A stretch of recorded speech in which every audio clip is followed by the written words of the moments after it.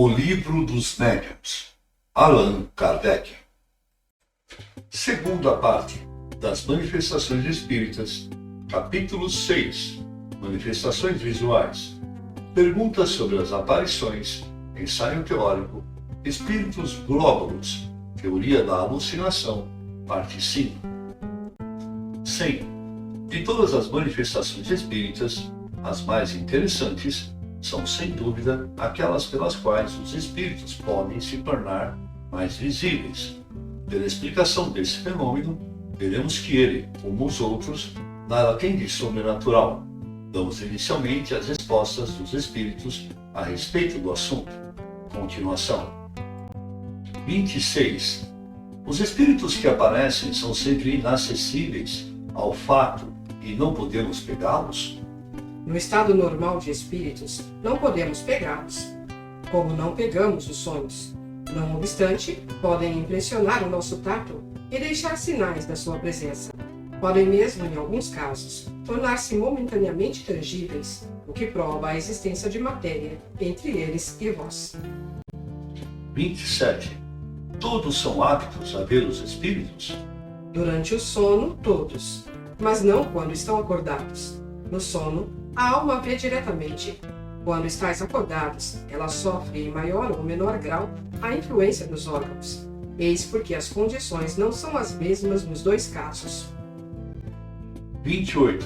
Como podemos ver os espíritos em estado de vigília? Isso depende do organismo, da facilidade maior ou menor do fluido do vidente de se combinar com o do espírito. Assim, não basta o espírito querer mostrar-se.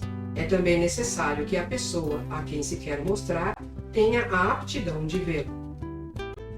29. Essa faculdade pode desenvolver-se pelo exercício? Pode, como todas as outras faculdades, mas é daqueles cujo desenvolvimento natural é melhor do que o provocado, quando corremos o risco de superexcitar a imaginação.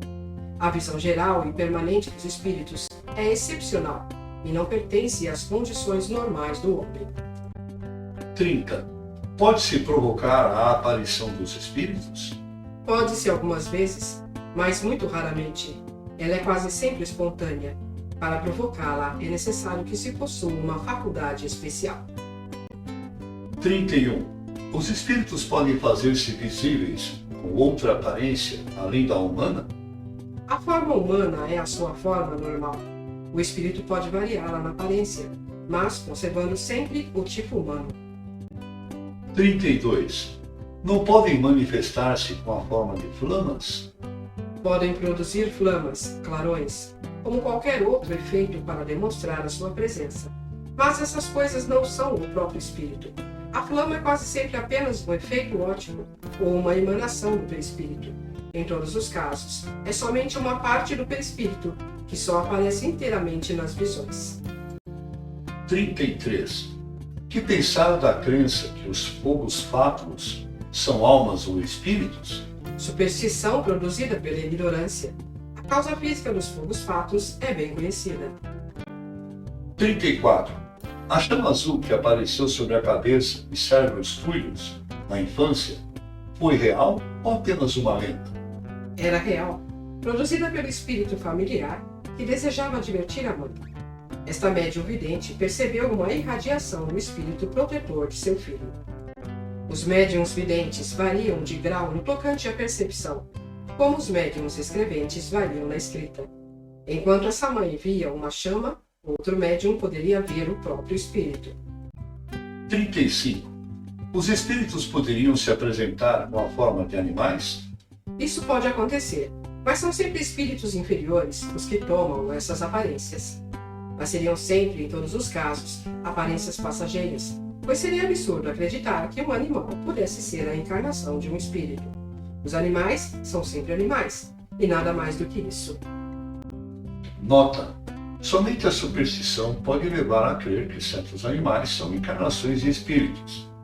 É necessário ter uma imaginação muito condescendente ou muito impressionável para ver algo de sobrenatural nas atitudes, às vezes um pouco estranhas, que eles tomam, mas o medo, frequentemente, faz ver aquilo que não existe.